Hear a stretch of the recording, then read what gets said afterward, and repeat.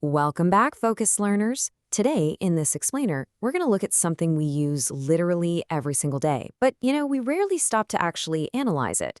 And that's the words we choose. Specifically, we'll see how the colorful, everyday vocabulary we use actually acts like a fascinating mirror. It directly reflects our daily human behavior. So let me ask you right off the bat, have you lost your marbles or are you just unapologetically bold? I want you to kind of self-diagnose as we go through today's terms. You see, your personal communication style says a whole lot about who you are.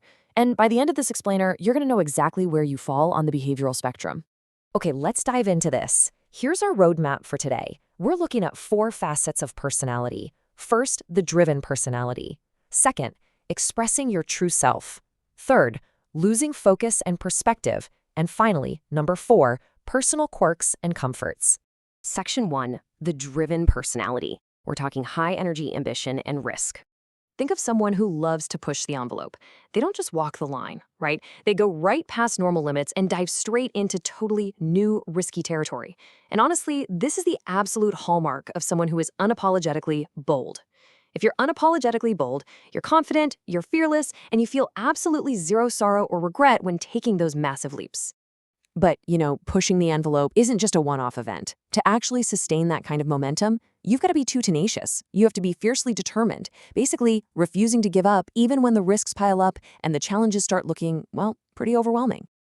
But what about the complete opposite of that? That brings us to resting on your laurels. This means becoming entirely satisfied with your past successes and, frankly, just stopping the grind. So ask yourself right now, which side of this ambition coin do you naturally fall on?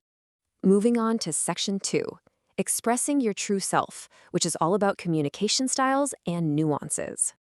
And this brilliantly illustrates a fascinating contrast we face when we communicate. On one side, we have candor, that brutal, straightforward, open honesty.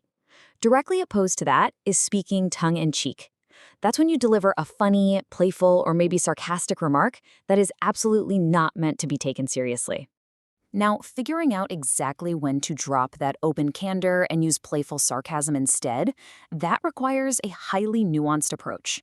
Being nuanced means showing small but incredibly important differences in the details. Paying close attention to those subtle, crucial communicative details can literally make or break a delicate conversation. Okay, section 3, losing focus and perspective. We're slowing things down to look at exhaustion and the human mind. There's actually a pretty logical progression to mental exhaustion. It usually starts with a shrinking attention span. The actual window of time you can focus on something without getting distracted. As that drops over time, you start feeling jaded. You become tired, bored, and completely unexcited simply from having way too much experience with something. And if that exhaustion goes too far, well, you become entirely deluded, starting to believe things that are simply not true.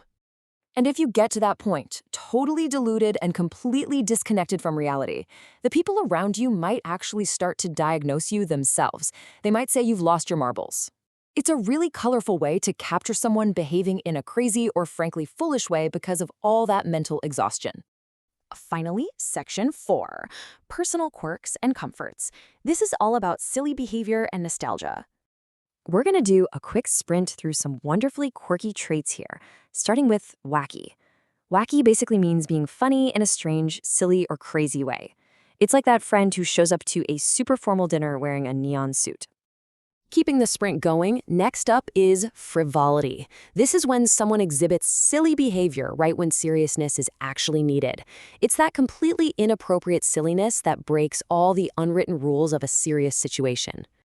And to cap off this rapid-fire silliness, we have the term Teletubby. Yes, like the characters from the children's TV show. It's sometimes used jokingly to describe someone acting wonderfully silly or incredibly childish. Let's be honest, we all have a little bit of Teletubby in us sometimes. Now, what's really interesting here is that we obviously can't be wacky all the time. Sometimes we have to set polite boundaries by simply saying, sorry, but that's just not my cup of tea. It's just a really polite way to gently decline things we don't enjoy. And when we establish those boundaries, we create comfort. True comfort, though, often comes from deep nostalgia. A blast from the past is something or someone that reminds you of an earlier time and brings back warm, distinct memories. It's really a fundamental part of feeling anchored and safe. That deep comfort is usually best shared with people who are true blue, meaning fiercely loyal and faithful. And quite often, the most true blue friends you'll ever have are homebodies. These are the people who find their ultimate joy in the absolute comfort of staying at home rather than braving the outside world. So that brings us to our final question for today's explainer. Are you a true blue homebody, or are you out there constantly pushing the envelope? I highly encourage you to pay attention to the words you use today. They might just reveal exactly who you really are.